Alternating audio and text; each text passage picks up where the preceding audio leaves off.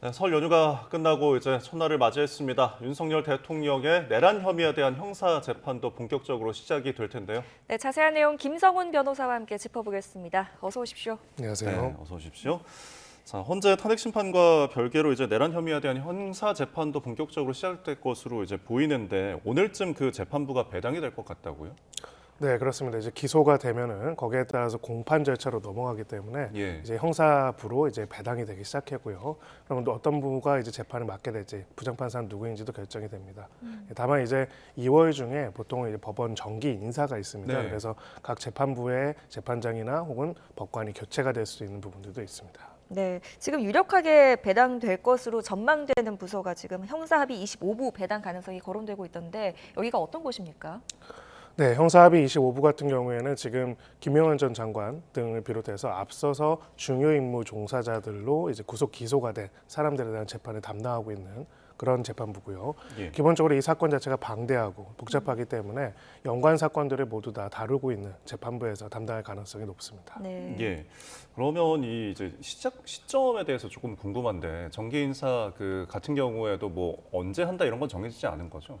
정기 인사는 매년 2월에 예. 이루어지고요. 8월에도 한 번 더 이루어질 때가 있습니다. 네네. 그래서 2월에 이루어지는 정기 인사에서 이번 재판장이 이제 통상 2년 정도 이제 있으면 한번 이동을 하거든요. 예. 2년이 됐는지를 한번 볼 필요가 있고요. 만약에 2년이 됐다고 하더라도 중요 사건을 담당하고 있거나 이런 경우에는 예. 일정 부분 또 기간이 늘어나는 경우들도 있습니다. 그래서 결론적으로는 이 과정에서 어떤 교체가 이루어질지도 볼 필요가 있습니다. 네. 예, 알겠습니다. 그 인사가 변수가 되겠군요. 네. 예. 네. 현재는 지금 이제 윤석열 대통령이 직접 출석을 하고 있는데 형사 재판에도 직접 출석할 가능성 어떻게 보십니까? 네, 형사 재판은 오히려 더 직접 출석을 해야 합니다. 피고인이 출석한 상태에서 이제 진행하게 되어 있고요. 네. 기본적으로 형사 재판의 출석 같은 경우에는 또 본인의 권리이기도 합니다. 그런 부분에 있어가지고 지금 헌재뿐만 아니라 형사 재판에도 직접 출석할 가능성은 있다 이렇게 생각하고요. 다만 예. 만약에 헌법재판소의 탄핵 심판 결과 파면이 된다면은 그 다음에도 이제 계속적으로 이렇게 출석을 하려고 할 것인지 이런 부분들은 좀 볼 필요가 있습니다. 예. 지금 또 쟁점이 되는 게 재판 횟수에 대한 문제인데 이제 집중 심리가 시작이 되면 일주일에 최소 3번까지 재판이 열릴 가능성이 있다고요? 네, 그렇습니다. 기본적으로는 구속 피고인들 같은 경우에는 구속 기한에 제한이 있기 때문에 예. 방대한 사건들을 그 안에 심리하고 판단을 내리기 위해서는 집중 심리로 진행되는 것이 일반적입니다. 그래서 이 사건 같은 경우에도 여러 구속 피고인들이 있고 또 예. 해당 사건의 중대성을 봤을 때 구속 기간 안에 빠르게 또 심리를 해가지고 실체적 진실을 밝힐 필요성이 있기 때문에 집중 심리로 진행될 가능성이 굉장히 높습니다. 네. 이 주 3회 재판 다른 재판과 좀 비교를 하면 이 횟수는 어느 정도라고 보십니까? 굉장히 자주 있는 거라고 볼 수가 있고요. 기본적으로 이제 일반적인 형사 사건에서 불구속 상태에서 이루어지는 재판 같은 경우에는 통상 3주나 4주에 한 번 정도 열리고요. 네. 구속 상태에서 열리는 재판 같은 경우는 그보다 훨씬 더 짧은 기간 안에 빠르면은 일주일에 한 번씩 열리는 경우도 있기는 합니다. 근데 이 사건 같은 경우에는 여러 당사자들이 있고 또 실체적 진실의 발견의 필요성이 빠르게 이제 이루어질 필요성이 있는 부분들도 있기 때문에 예. 이런 점들을 고려했을 때 집중 심리가 진행될 가능성이 좀 더 높다 이렇게 볼 수 있습니다. 네. 윤 대통령 같은 경우에는 지금 형사 재판만 소추가 된 게 아니라 지금 헌재에서 탄핵 심판이 이뤄지고 있잖아요. 그러다 보니까 두 가지 재판을 동시에 받고 있는 상황인데 이렇다면은 뭐 그 전에 대응에 관해서도 좀 저희가 관측을 했지만 지금 선택지가 거론되는 것들이 있죠.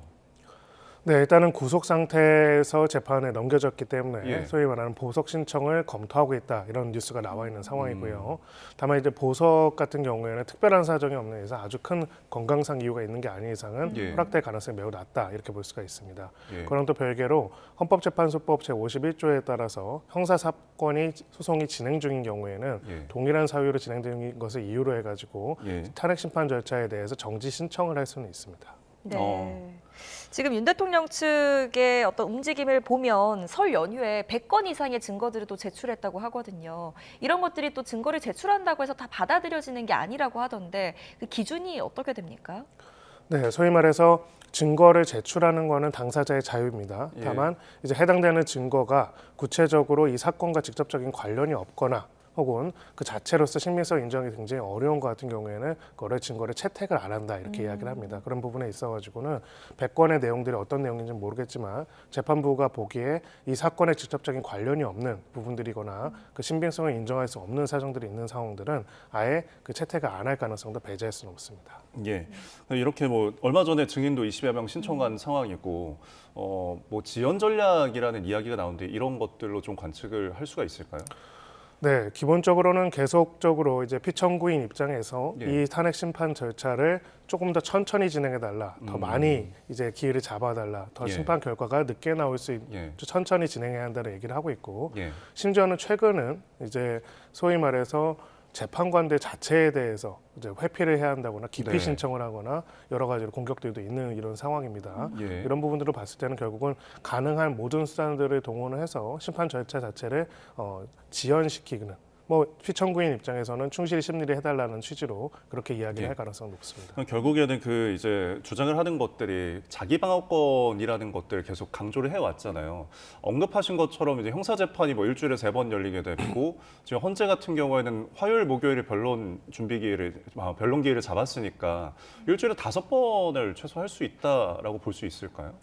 네, 그렇게 할 가능성도 있지만은 예. 기본적으로는 이제 시기가 약간 달라질 것 같습니다. 네. 탄핵 심판 같은 경우에는 지금 진행 속도로 봤을 때는 2월 중 안에 이제 탄핵 심판 심리가 종결될 가능성이 좀 더 높아 아, 보이고요. 형사 사건 같은 경우에는 물론 빠르게 진행되기는 하겠지만은 그래도 첫 번째 공판기일 자체가 예. 뭐 2월 초에 바로 잡히거나 이럴 가능성은 오히려 낮아 보입니다. 그렇기 때문에 그리고 또 이렇게 집중 심리하는 기간도 탄핵 심판 등의 열정을 고려해가지고 예. 아마 탄핵 심판을 좀 더 우선 순위에 두고 형사소송 재판의 기간 등은 조정할 가능성이 더 높습니다. 겹치지 네. 않게 조정할 그렇습니다. 가능성이 높다라는 이야기셨고요. 네. 자, 그리고 네. 일단은 또 다음 주에 탄핵 심판 5차 변론기일이 있지 않습니까? 여기에는 이제 홍장원 전 국정원 1차장 등이 증인으로 출석할 예정인데 홍장원 전 차장은 윤석열 대통령이 싹 다 끌어내라고 지시했다라고 주장을 하고 있는 인물이기도 하잖아요. 여기에서 이제 윤 대통령과 직접 대면할 가능성도 있는 거죠. 네, 그렇습니다. 아마 그 윤 대통령 본인이 출석을 한다면은 기본적으로는 그 심판정 자체에서 이제 대면을 하게 될 것이고요.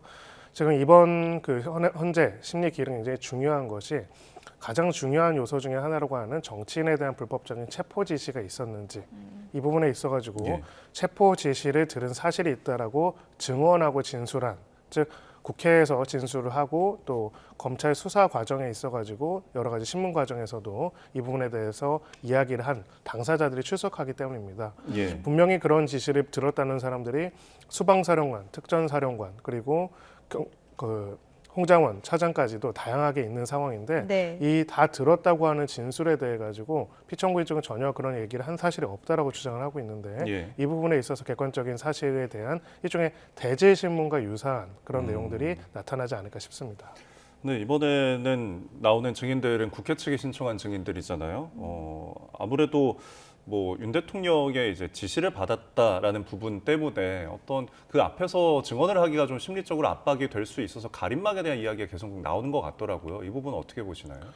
네, 기본적으로 이제 안 그래 아직도 어쨌든 간에 현직 대통령 신분이기 때문에 그리고 예. 상당한 정치적인 지지랑 정치적인 세력을 동원할 수 있는 그런 상황이기 때문에 그 부분에 있어서 증인들의 증언에 압박감을 느낄 것이다라는 분석이 있습니다.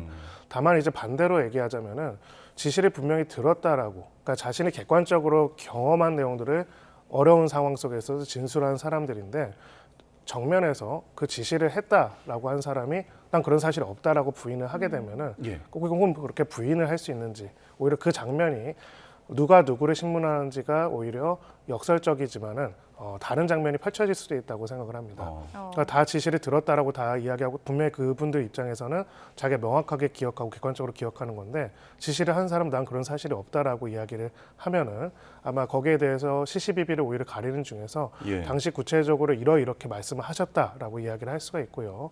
이렇게 되면은 사실은 그냥 재판관들의 질문에 난 그런 지시한 사실이 없다라는 것과 그 지시를 받았다는 부하들이 다 나와서 증언하는데 나는 그 지시를 한 적이 없다라고 주장하는 것과는 굉장히 다른 모습이 펼쳐질 수는 있다고 생각을 합니다. 네. 그러면 윤 대통령이 직접 신문할 가능성도 있다고 보시는군요. 직접 신문은 그래서 오히려 안 할 수도 있다고 생각을 할 합니다. 수도 있고. 왜냐하면은 이제 우리가 봤을 때는 가장 주요 요직으로서 윤 대통령이 임명한 사람들이거든요. 예. 그 사람들이 약간의 문구들은 다르지만 일관되게 다 국회의 의결을 방해하거나 네. 끌어내거나 아니면 체포하라는 지시를 받았다고 하고 예. 심지어는 저희들이 증거로서 제출된 내용들 중에서 공개된 내용 중에서는 체포조로 활동하는 사람들이 누구누구를 체포하기 위해 서로 움직이고 논의했던 그런 카톡방의 화면까지도 다 증거로 제출이 되는 상황입니다. 예. 그러면 체포 지시가 전혀 없었다라는 얘기가 사실은 객관적으로는 신빙성 갖기에 좀 어려운 부분들이 있거든요. 근데 그런 부분들을 정면으로 이제 그 지시를 받은 사람들 앞에서 나는 그런 지시를 한 적이 없다라고 이야기를 하고 거기서 아니다 분명히 그렇게 이렇게 말씀하셨다. 이런 논쟁이 벌어지는 것 자체가 현직 대통령으로서의 어떻게 보면은 굉장히 신뢰에 금이 갈 수 있는 그런 부분이기 때문에 예. 오히려 직접 나서지 않을 가능성도 좀 있다 이렇게 생각합니다. 이 김용현 전 장관 그 증인신문 때는 아무래도 이제 뭔가 그렇죠. 뭐 입을 맞추는 듯한 그 모습 때문에 계속 더 이제 질문을 하고 뭔가 유도하는 듯한 느낌이었는데 이번에는 이제 엇갈릴 것들이 조금 전망이 되니까 안 할 수 있다라는 관측이신가요? 맞습니다. 오히려 이제 분명 그때 이렇게 말씀하지 않으셨냐라고 예. 하는 순간 사실은 여기서 신문의 주체가 달라지게 되는 것이죠. 아. 왜냐하면은 이거는 그 지시를 받았는지 안 받았는지를 얘기를 하는데 그 지시를 한 사람과 지시를 받은 사람 일단은 그 두 사람 사이에서 신문이라면 이것이 신문이 아니라 일종의 대질 신문과 같은 모습을 네. 보여줄 수가 있기 때문에 스스로 대질 신문에 응하는 모습으로 비춰질 수는 있을 것이다 이렇게 생각합니다. 알겠습니다. 자, 그리고 공수처의 이제 접견 금지 조치 풀리면서 윤 대통령 오늘부터 일반 접견도 가능합니다. 그래서 지금 어떤 인물들이 만날지 관심이 굉장히 쏠리고 있는데 어떻게 보세요?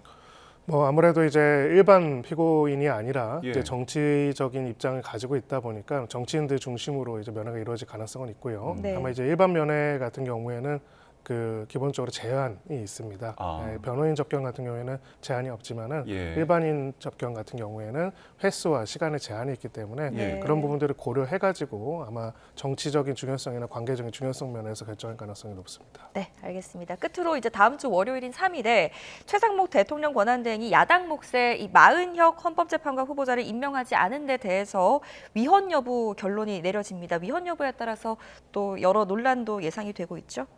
네, 기본적으로 이제 위헌 판단이 이루어질 경우에는 즉시 임명할 헌법상 의무가 발생한다고 볼 수가 있고요. 그런 부분에 있어가지고는 기본적으로 헌법재판소 구인 체제가 완성된다라고 볼 수가 있습니다. 네. 여기에 대해서 이제 헌재 자체에 대한 공격들이 계속되고 있는데요. 기본적으로는 무엇이 헌법상 맞고 틀린지, 무엇이 위헌인지 아닌지를 최종적으로 결정할 수 있는 권한을 우리는 헌법재판소에 부여한 상황입니다. 그래서 예. 거기에 대해서 나름의 주장들과 입장들이 있을 수 있지만은 네. 재판부 자체를 공격하거나 재판부 자체를 구성하지 않는고자 하는 것들 이런 부분에 대해 가지고는 헌법재판소가 굉장히 중대한 헌법 치유 과정으로서 도입된 헌법재판소의 기능에 있어서 중요한 제약이자 문제라고 발견하고 있다고 보고 있고요. 예. 이런 부분들에 대해서 이번 판단을 통해 가지고 의견을 드러낼 것이다 이렇게 생각을 합니다. 네. 알겠습니다. 지금까지 법률적인 이야기들 김성은 변호사와 함께 나눠봤습니다. 오늘 말씀 고맙습니다. 잘 들었습니다.